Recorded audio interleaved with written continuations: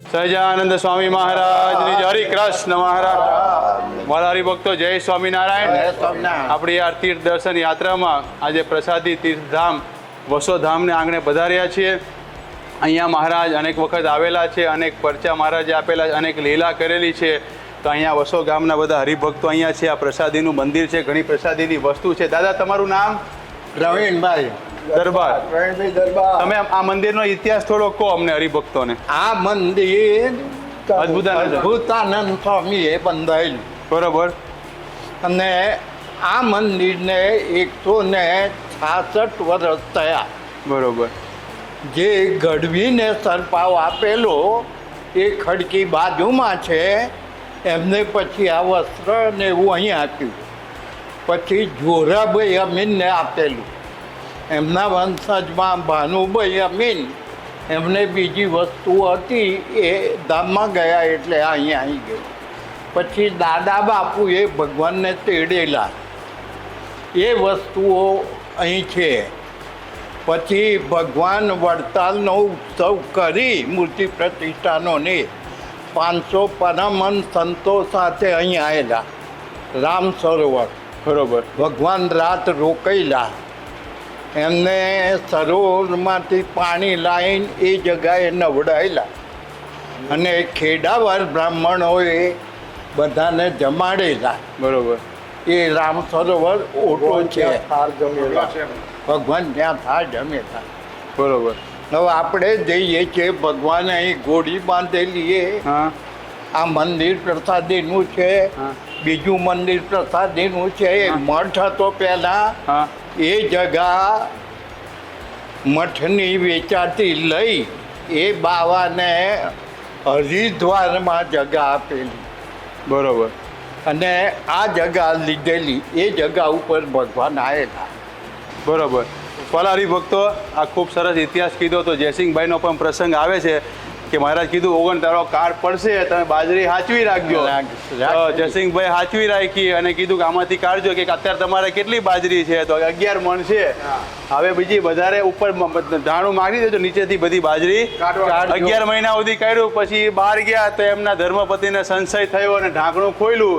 11 મણ હતી. પછી નીકળવાની પછી આવી પૂરો થઈ ગયો. દુકાળ પૂરો થઈ ગયો. અને આ ગઢડા પ્રથમ પ્રકરણના 44માં તમારા વાલા ધ્રુવનો પ્રસંગ છે વસોના. ખરા મહારાજે તો બહુ સરસ આપણે એક કડી વાંચીએ. ગઢડા પ્રથમ પ્રકરણનું 44 અહીંયા વસોના થઈ ગયા. પછી ગામ વસોના વિપ્ર વાલા ધ્રુવે તેમને પૂછ્યું છે. બહુ સરસ આપણા માટે પૂછ્યું. હે મહારાજ, દેહ અને દેહના સંબંધીના વિશે અહમ મમત્વના પણાના જે ગાઢ થાય છે તે કેમ ટળે? દેહ અને દેહના સંબંધી આપણે સંસારી માટે પૂછ્યું. અહમ એટલે મારા પણાના જે ગાઢ થાય છે કેવી રીતે ઘટે? તો મહારાજ કહે કે આ પોતાને દેહ થકી પૃથક જાણે. અને પછી એક્ઝામ્પલ આપ્યું કે આપણે કોઈના દરજીના ઘરે ડગલો સિવાય કે દરજી આપણો બાપ અને દર્જન આપણી માં એવું કહેવાય. પણ આપણે કોઈ 84 લાખના કોઈ સંબંધ છે નહીં, પૂર્વે હતા નહીં, અત્યારે છે નહીં એવું માનવાનું અને દેહને આત્મા થકી જુદો માનવું. એવી મહારાજે તો આ ધ્રુવ આવો પ્રશ્ન પૂછેલો એ વખતે મહારાજને. એ બધા પ્રસાદીના અહીંયા વસો ગામના છે.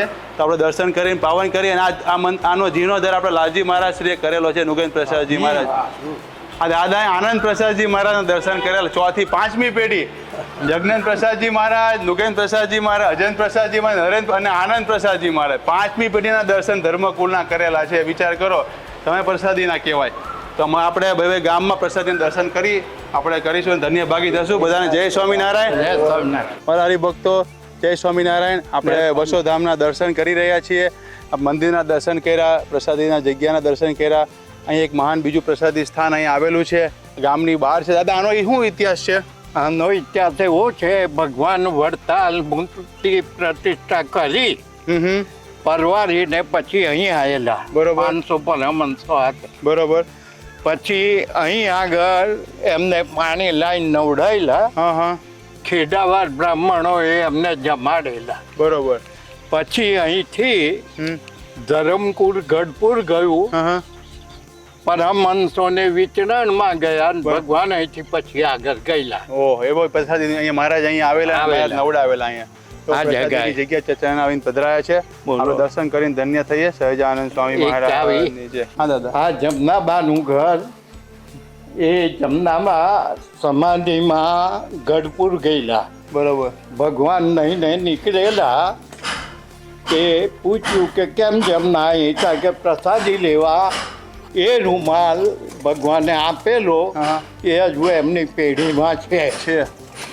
અહીં અગાસી હતી એમાં ભગવાન નતા. બરોબર, અહીં જગ્યામાં. હા. બહુ સરસ.